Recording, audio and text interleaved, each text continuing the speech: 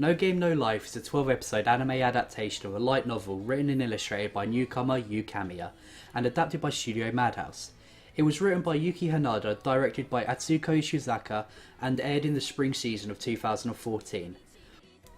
I was originally given this show as part of a deal me and some friends have where we give each other shows that none of us have watch them and then review them to each other. The other show I got was free. Iwatobi Swim Club. But you'll get my opinions on that show in the next review I make. When I first decided to watch this show though, I was kinda hesitant that it would just be another SAO clone. But boy was I wrong. This show grabbed my attention from the very first second, with some beautiful animation and a very nice opening that proceeded to retain my attention throughout the entirety of all 12 episodes. Madhouse, you really did well with this one. Well, let's start the review.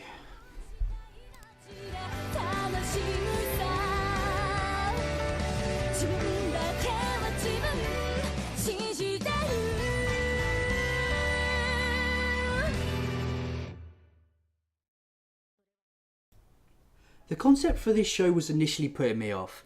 When I see that it was about a pair of higikomoris stuck in a video game, I instantly rolled my eyes, dreading the thought of another Sword Art Online. But this show really did a good job of separating itself from the incredibly popular genre and making the show itself feel kinda special. So our story centres around our two main characters, Sora and Shiro, a pair of hikikomori who also happen to be brother and sister.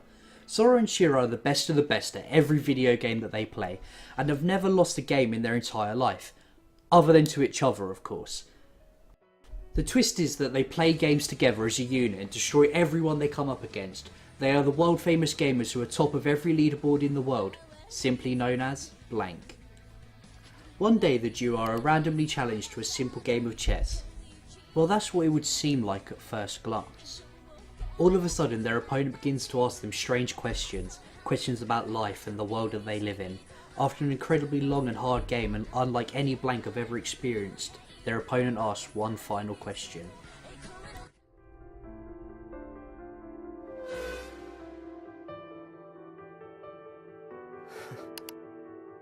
Ah, そんな世界があるなら、俺たちは生まれる世界を間違えたわけだ。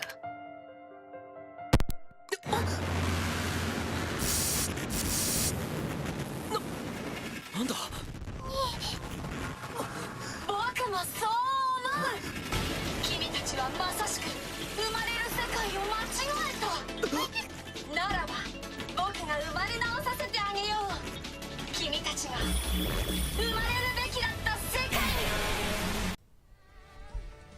Suddenly our main characters are teleported to a new world. A world where games decide everything.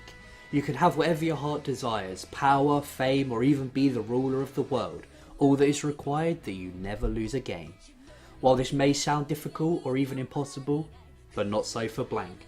As before mentioned, Sora and Shiro are yet to lose to anyone other than each other, and have no plans on that changing anytime soon. In this world, they find themselves in. However, in order to reach this goal, they need to earn the right to do so. A right which is achieved by defeating all 15 other races which exist in this world. The show follows a very simple formula of facing challenge after challenge, in which each challenge increases in difficulty and importance with rewards to boot, similar to how a tournament style anime plays out. However, unlike most of these other shows where the tension over whether or not our main protagonist will win or lose, this show really does lack that aspect. Our protagonists Sora and Shiro are of the mindset that regardless of what the stipulations are, the game is won before it even began. And all this does is remove all tension from each moment, as you just know they're going to win at the end. However, that doesn't stop you from enjoying how they get to the win. Now I would love to say that the story to this show is perfect, but that would be lying. I am a big believer that the ending is incredibly important and can heavily implicate what my final score is, and this show suffers from not really having an ending. The ending to this show was a huge cock tease to force you to go read the light novels. However, it did a good job of setting everything up for a second season, and a second season that I will be eagerly anticipating.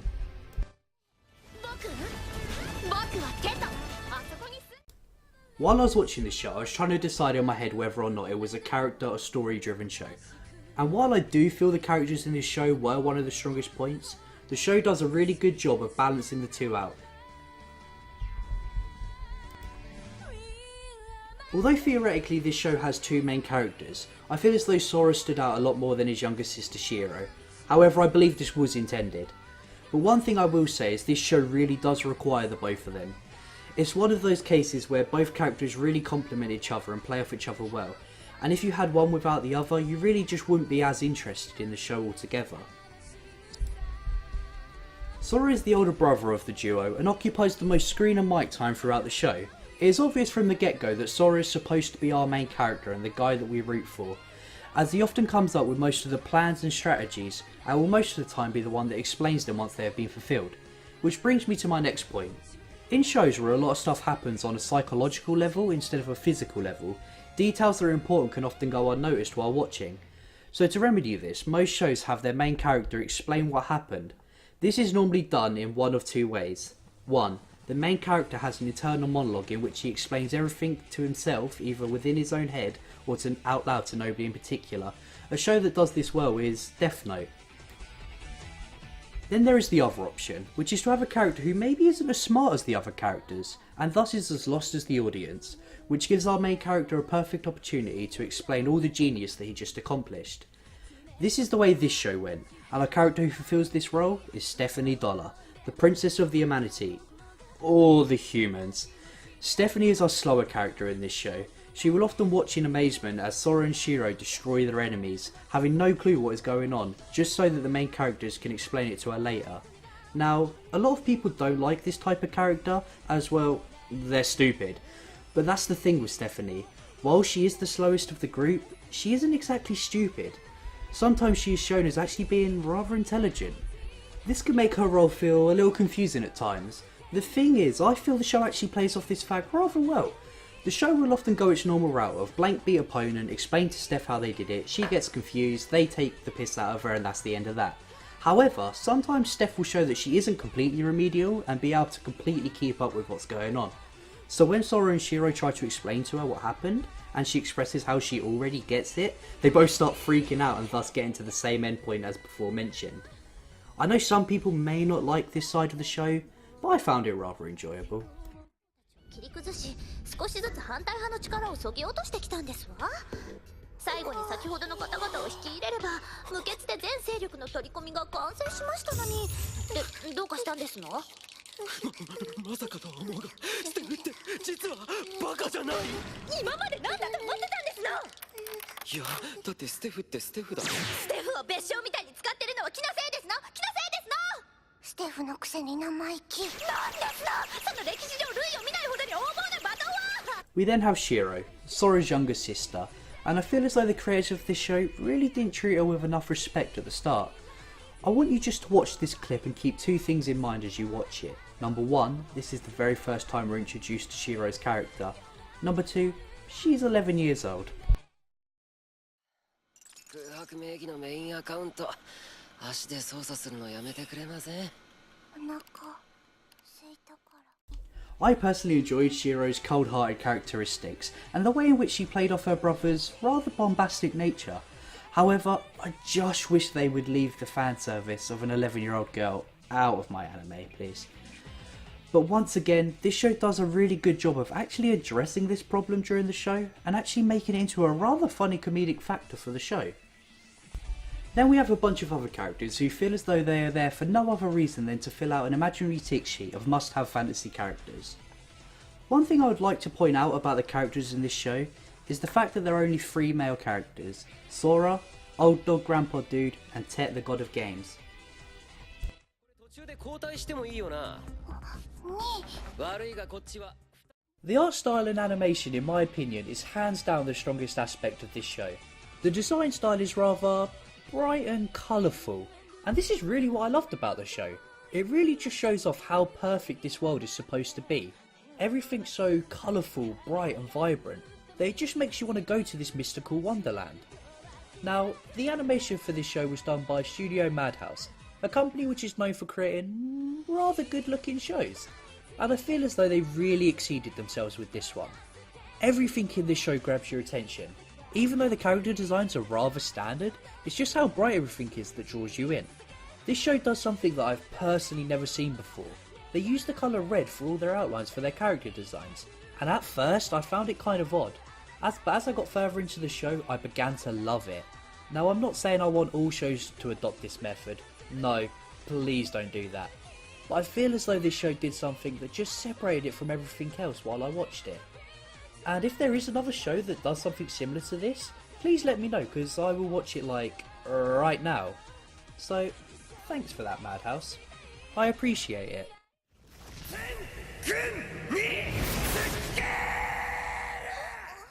The music to No Game No Life was done by 4 separate composers, all of which work under the same record label, Super Sweet, a record label more known for doing video game soundtracks than anime. While the OST was nothing special, it definitely did its job. When it needed to be fast paced and get you hyped, it did so. Although nothing in the OST was standout amazing, I do have to give praise to the opening for this show, for both the song and the visuals. Unfortunately, the opening wasn't subtitled for me, so I'm currently unaware what the lyrics to the song were, but anywho, I still enjoyed it regardless. Off right now, there currently isn't a dub for this show, as it's only just recently finished airing, but one thing I am certain of, there will be a dub for this show. I am more certain there will be a dub for this show than I am there will be a season 2. Just from the voices of the sub, I can almost guess who will dub this show, at least for Sora.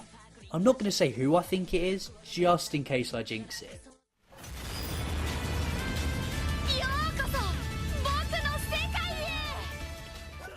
I thoroughly enjoyed No Game No Life from episode 1 to episode 12, and the only real complaint I could have about the show is there was no episode 13, or 40, or anyway. That really is my only issue with this show. It was just so short, and didn't give us a real ending. However, I do believe there will be a season 2, when? I don't know. But please Madhouse, you got something good here, don't mess it up. The concept was great and refreshing, the pace was perfect, and the visuals were beautiful to look at. With all of that said, I have made separate scores for the topics of story, characters, animation, sound, and of course my own personal enjoyment, added them together and divided them by the number of topics, being 5. I give No Game No Life a score of 8.18 out of 10 and a recommendation to stream it instead of buying it, as I do believe there is more of this series to come and I don't like buying incomplete series. I really couldn't recommend you to watch this show enough, even if you just watch it to look at the amazing visuals. And with that, this is goodbye. Until next time, chaps. Yeah.